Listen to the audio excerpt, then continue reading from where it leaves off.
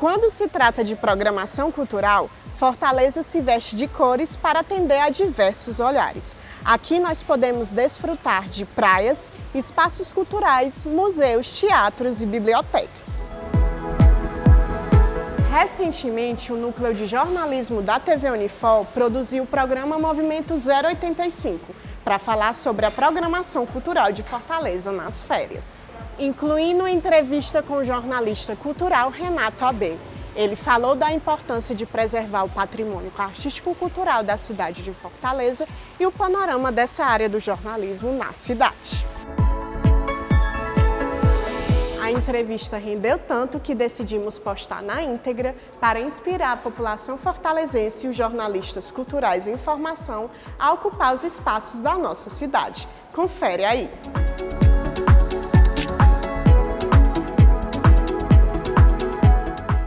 Renato, obrigada por ter aceitado o convite da TV Unifor.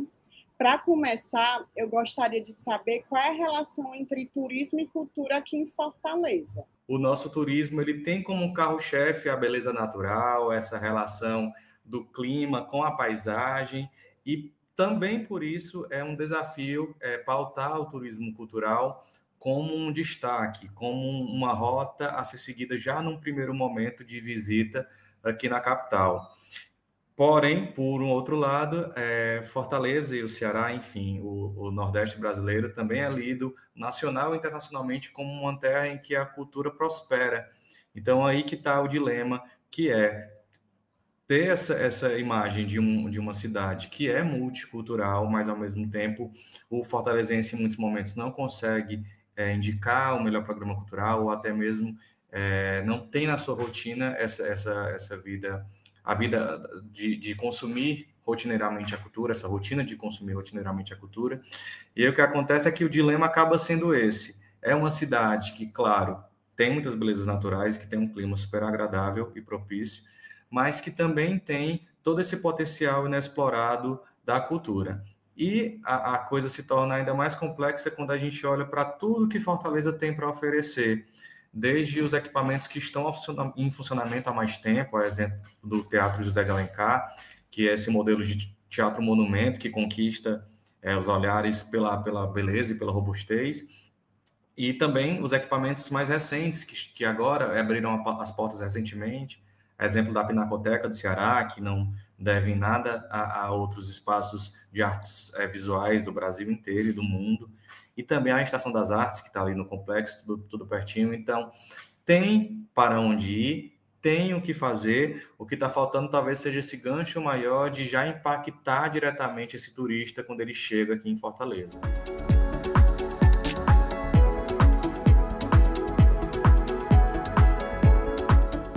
Qual é a importância para a gente, né, nós fortalezenses, da gente valorizar os nossos patrimônios culturais, certo? E movimentar a cidade?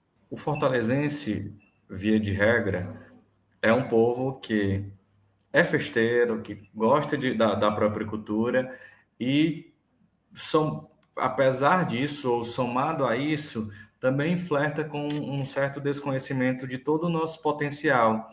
E isso tem esse problema tem muitos responsáveis, é um problema de múltiplas camadas, de fato. Tem a ver, claro, com o consumo da cultura e as dificuldades, muitas vezes, de acesso. Então, quando a gente fala de cultura, não tem como não falar em mobilidade.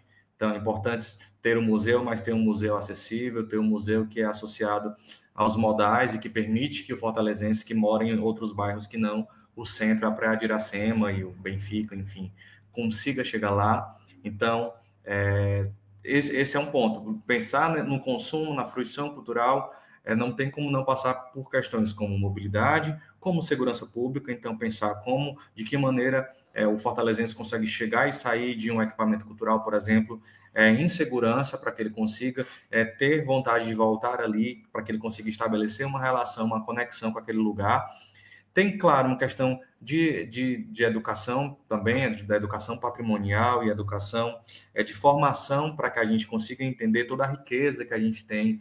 Então, ainda é um desafio muito grande, porque muitas vezes a gente tem no nosso bairro um artista fenomenal, que faz um trabalho incrível, mas a gente não consegue acessá-lo. E aí, claro, recai em vários debates, inclusive de comunicação, de elitismo cultural, que muitas vezes a gente ainda não consegue divulgar tão amplamente o que é feito nos bairros, nos territórios, e fica muitas vezes preso apenas ao cânone, ao que todo mundo já conhece, ou ao que o poder público gerencia.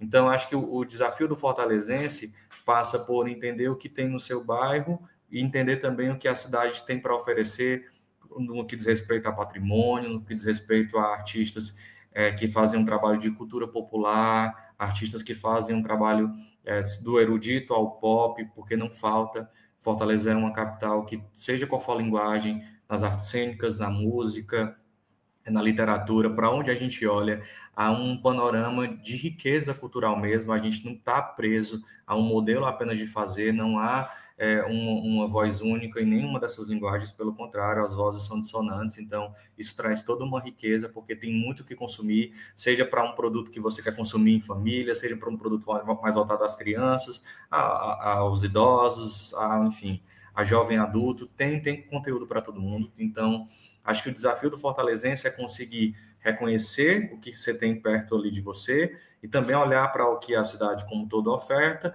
e conseguir criar essa relação, essa conexão com o que essa cidade oferta, para, na ocasião de um visitante chegar aqui na capital, a gente consiga ter autonomia para poder defender o que é nosso. E aí também quebrar alguns preconceitos.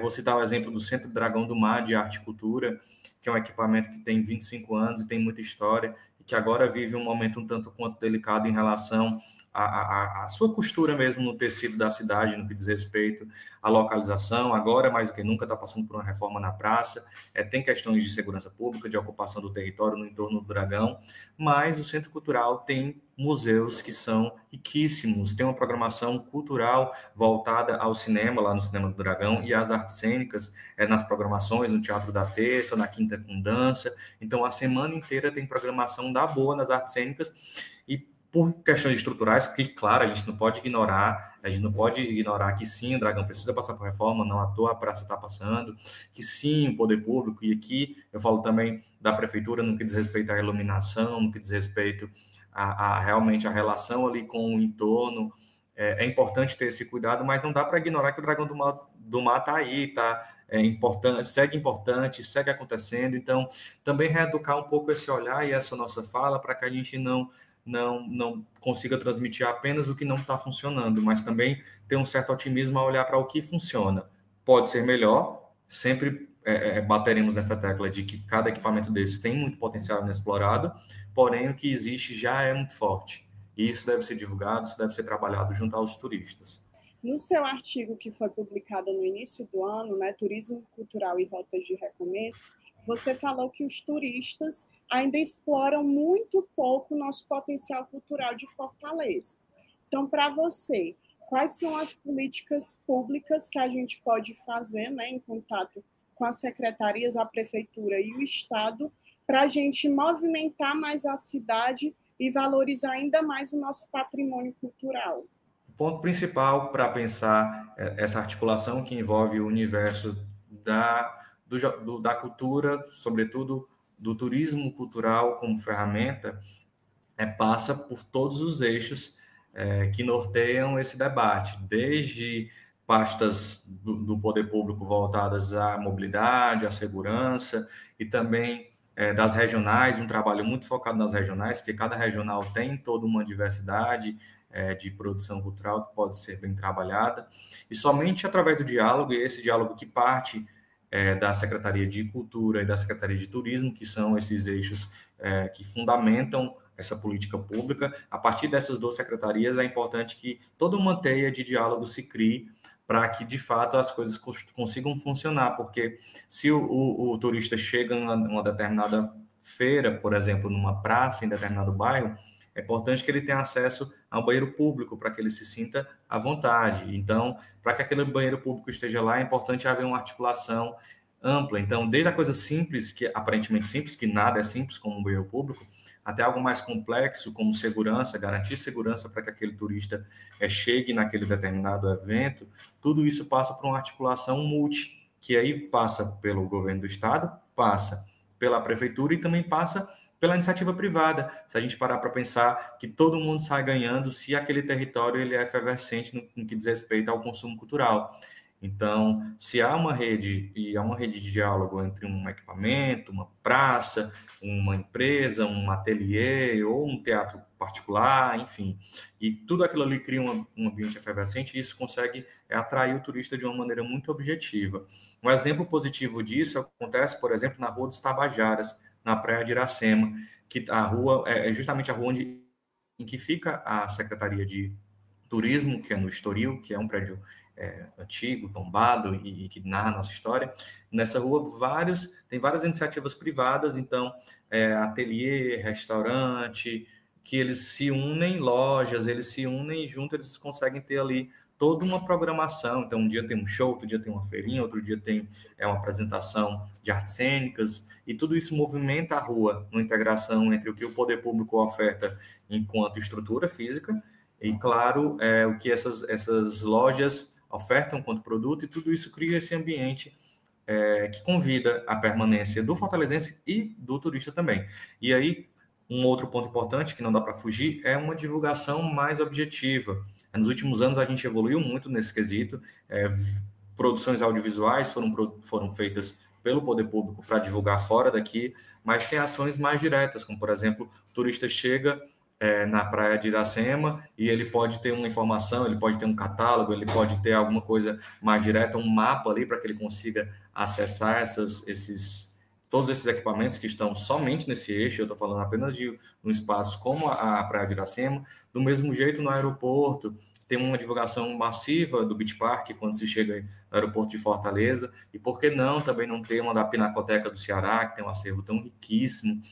Por que não trabalhar o Dragão do Mar? Por que não trabalhar outros equipamentos e talvez impactar esse turista já num primeiro momento? E aí tem outras tantas estratégias, que é uma divulgação interna para que a gente consiga entender quais são esses equipamentos e aí sim conseguir falar bem deles para um turista que eventualmente chega aqui. Então, eu diria que é um trabalho de diálogo entre as pastas, é um trabalho de divulgação interna, portanto, de comunicação interna, e um trabalho de comunicação externa, de como a gente vai vender Fortaleza para quem não veio ainda, mas tem vontade de conhecer a cidade. E como jornalista especializado em cultura, como é que você vê essa movimentação de valorização da nossa cultura de Fortaleza para atrair mais turistas para cá? Eu sinto que o fortalezense hoje ele tem uma autonomia muito maior para falar da própria cidade. E quando eu digo autonomia, eu não digo apenas que a gente pode falar bem do nosso território. A gente pode falar bem e também a gente pode apontar as falhas ou o que pode ser melhorado. Mas eu sinto que há uma autonomia maior, uma rede que nos conecta de uma maneira mais prática é a rede social. Então, o Instagram, o TikTok e mais atrás o Facebook, o próprio YouTube, enfim. As redes nos permitem ter uma compreensão maior do que está acontecendo. Então, hoje na rede social a gente consegue ter essa visão de que está tendo a Feira Auê ali na praça, de que está tendo o show de samba ali na Rua dos Tabajaras, enfim. Eu acho que hoje a rede social permite que a gente consiga ter uma visão além do nosso bairro, além do nosso território. E isso, nos últimos 20 anos, mudou radicalmente a nossa fruição.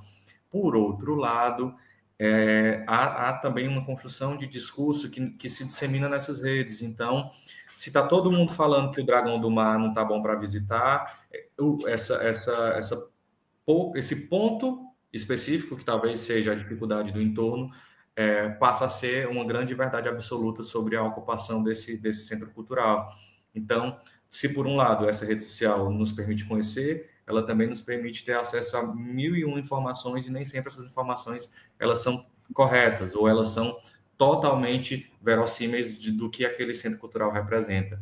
E aí, do mesmo jeito, nas redes sociais, esses perfis que falam de o que fazer em Fortaleza, dicas e sugestões de restaurante, e entre outras coisas, isso vai conseguindo viralizar nacionalmente. Isso acaba ajudando um pouco a construir essa teia, porque quando o turista vem, ele sabe que tem aquele restaurante que ele viu no TikTok, mas também aqui ele descobre que há a Estação das Artes, que há o MIS, o Museu da Imagem e do Som, e aí aos poucos ele vai conseguindo entender que tem onde curtir o lazer, então, portanto, tem entretenimento, você pode ir num forró, você pode ir no samba, você pode ir no barzinho, claro, na praia, como não dá para fugir, não dá para escapar, mas também você pode associar isso à visita de um restaurante, à visita de um centro cultural, à visita de uma livraria, enfim.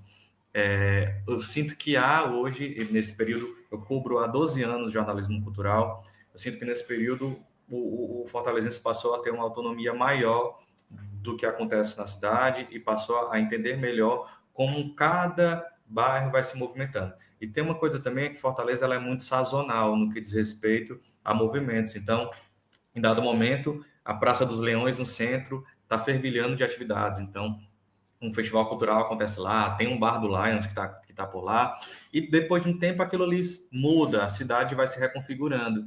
Então, acho que até nisso o fortalezense hoje consegue ter uma compreensão melhor de como essa cidade vai se movimentando no que diz respeito às programações. Que um ponto que me tocou muito interessante na sua fala foi que você falou e apontou as mudanças. Então, que tipo de mudança você percebeu desde que quando você começou até hoje, em relação ao jornalismo cultural aqui na cidade?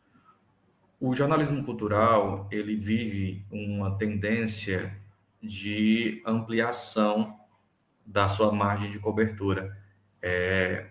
Sempre tivemos grandes artistas no Ceará. Isso, para cada período que a gente olha da nossa história, a gente vai encontrar grandes artistas.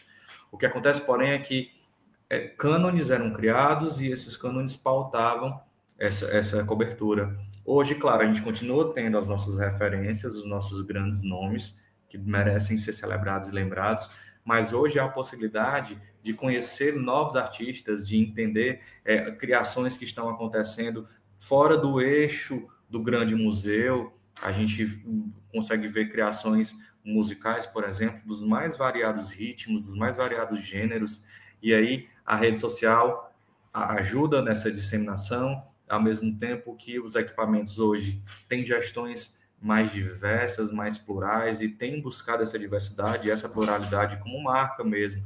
Então, a política pública voltada à diversidade permite que mais gente consiga acessar esses espaços como artista e assim conquistar um público que se identifica com aquele artista. E hoje o que eu observo é que nos mais variados segmentos da literatura, que passa desde a literatura mais clássica até o sarau, até uma literatura que é mais oral do que escrita, a gente vê que tem 1000 possibilidades de fruição. Isso vai sendo replicado no jornalismo cultural, que aí passa a ter um desafio, né? Eu sempre comparo o jornalismo cultural ao jornalismo de esportes. Então, aqui em Fortaleza, sobretudo, o Fortaleza e o Ceará, os times de futebol, eles são os grandes âncoras da cobertura do jornalismo esportivo. Já, claro que não é apenas isso, né? O jornalismo esportivo é muito mais que isso, mas são âncoras. Já o jornalismo cultural, ele tem um desafio muito maior, porque se a gente pergunta para cada fortalezense diferente, ele vai ter uma compreensão diferente do que é cultura. Então, se eu sair perguntando agora aqui na Beira-Mar o que as pessoas estão consumindo, vai ter gente que vai falar o Round 6, vai ter gente que vai falar o disco da Lady Gaga, vai ter gente que vai falar Dominguinhos, vai ter gente que vai falar Gonzaguinha, vai ter gente, enfim, que tá ouvindo K-pop. Então, a diversidade é muito grande, então as pessoas têm expectativas diferentes sobre o que elas vão encontrar nos veículos de jornalismo cultural, e isso é um desafio, mas isso é um desafio super positivo, porque tem a ver com pluralidade, tem a ver com um alcance maior do que acontece, e não no sentido de restringir, mas no sentido de ampliar mesmo essa cobertura. Como é que você enxerga essa valorização da cultura e a importância do patrimônio cultural para a história da nossa cidade? Defendo com unhas e dentes a cultura cearense e os artistas cearenses.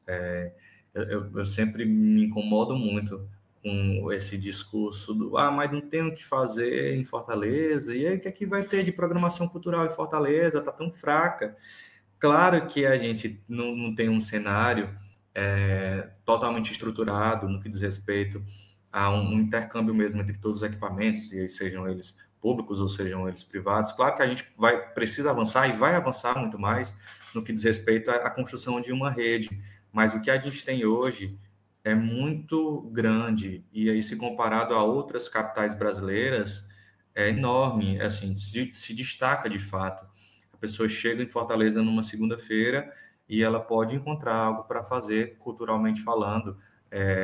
No fim de semana nem se fala, então existe toda uma multiplicidade realmente do que fruir aqui na capital, e isso passa pelo regional, isso é importante, a gente valorizar nossas raízes regionais e o que é lido como cultura popular e como essa cultura de preservação, mas também tem uma cultura mais universalizante, dita como mais global. Então, eu defendo que Fortaleza é uma capital que você vai encontrar desde o reisado, como teve agora há pouco, a última novidade da música eletrônica, que pode estar tocando também nas boates da Europa afora, mas aqui em Fortaleza, que é muito vanguarda, a gente também tem. Então, do reisado ao eletrônico, Fortaleza não decepciona. Renata, eu quero agradecer novamente essa participação. Foi um prazer ter conversado com você. Muito obrigada, você foi muito gentil, viu? Obrigado. Conte comigo. Na próxima pode chamar que eu volto. Tá bom, Tchau, com tchau. certeza. Até a próxima. Até mais.